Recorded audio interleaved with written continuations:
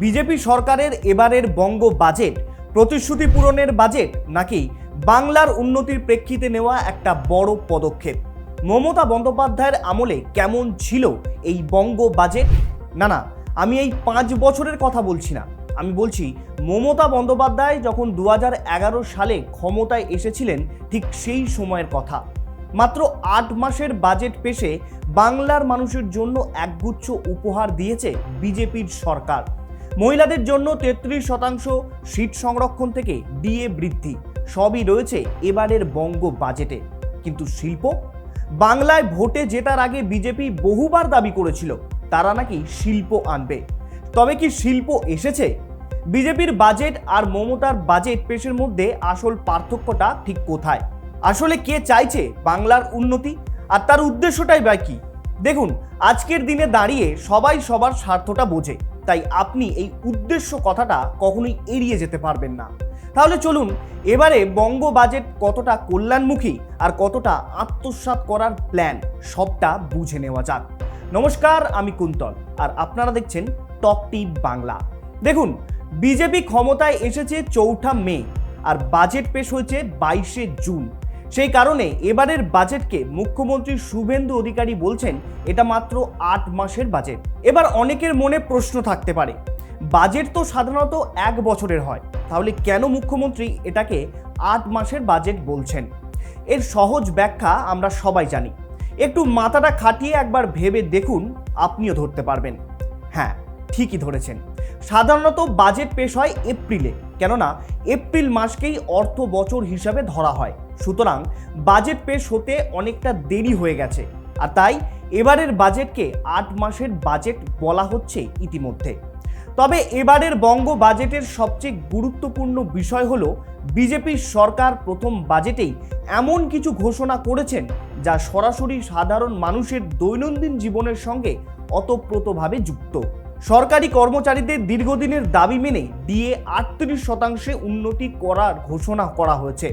একই সঙ্গে রাজ্যের বিভিন্ন সরকারি দপ্তরে 1 লক্ষ শূন্যপদ নিয়োগের প্রতিশ্রুতি দিয়েছে সরকার, যেখানে মহিলাদের জন্য 33% সংরক্ষণের কথাও বলা হয়েছে।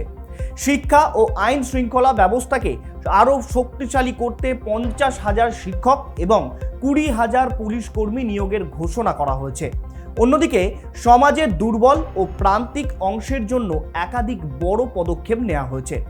খাদ্য সুরক্ষা নিশ্চিত করতে অন্নপূর্ণা প্রকল্পে 36,000 কোটি টাকা বরাদ্দ করা হয়েছে। এছাড়াও বিধায়কদের উন্নয়নমূলক কাজের জন্য বিধায়ক তহবিল 70 লক্ষ টাকা থেকে বাড়িয়ে 1 কোটি টাকা করা হয়েছে।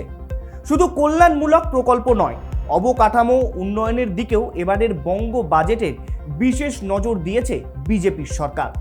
এছাড়াও যোগাযোগ ব্যবস্থাকে আরও উন্নত করতে নতুন সেতু নির্মাণের ঘোষণা করা হয়েছে। পাশাপাশি উত্তরবঙ্গে আইআইটি এবং AIIMS প্রতিষ্ঠার প্রতিশ্রুতি দিয়ে শিক্ষা ও স্বাস্থ্য পরিকাঠামোকে আরও শক্তিশালী করার বার্তা দিয়েছে বঙ্গ বিজেপির সরকার। সব মিলিয়ে বিজেপি সরকারের প্রথম বঙ্গ বাজেটে একদিকে যেমন সরকারি কর্মচারী, মহিলা, যুবক ও নিম্ন আয়ের মানুষের জন্য একাধিক সুবিধার ঘোষণা রয়েছে, তেমনি অবকাঠামো, শিক্ষা ও স্বাস্থ্য খাতে দীর্ঘমেয়াদী উন্নয়নের রূপরেখাও তুলে ধরা হয়েছে। তবে অনেক রাজনৈতিক দলের মতে এবারের বাজেট প্রতিশ্রুতি দ্রুত বাস্তবায়নের বাজেট। এ বিষয়ে আপনার কি মনে হয়? আপনারও কি একই ধারণা রয়েছে? থাকলে অবশ্যই কিন্তু কমেন্টে জানাতে পারেন। কিন্তু এবার আসবো আসল প্রশ্নে। 2011 সালে ক্ষমতায় এসে মমতা বন্দ্যোপাধ্যায় ঠিক কী করেছিলেন? মমতা বন্দ্যোপাধ্যায়ের সরকারের যুক্তি ছিল বাংলার উন্নয়ন শুধু শিল্প বা জিডিপির হিসাব দিয়ে বিচার করা যাবে না। এ বিষয়ে মমতা বন্দ্যোপাধ্যায় নিজে বারবার বলেছিলেন বামেরা বিপুল পরিমাণ ঋণের বোঝা নাকি তাদের মাথায় দিয়ে গেছে। বাম আমলের বিপুল ঋণের বোঝা নিয়ে সরকার গঠন করেছিল তৃণমূল।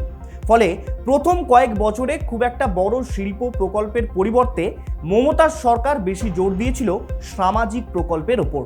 কিন্তু শিল্প ছাড়া ঋণের বোঝা কি আদৌ কমছে? উত্তর না। বর্তমানে ঋণ বেড়ে দাঁড়িয়েছে 8.15 লক্ষ কোটি টাকা, যা 2011 সালে ছিল প্রায় 2 লক্ষ কোটি টাকার কাছাকাছি।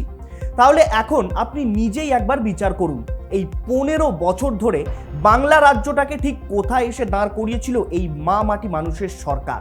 বর্তমানে বিজেপি ও তৃণমূলের অর্থনৈতিক দৃষ্টিভঙ্গি একেবারে স্পষ্ট হয়ে উঠেছে এবারের বঙ্গ বাজেটে।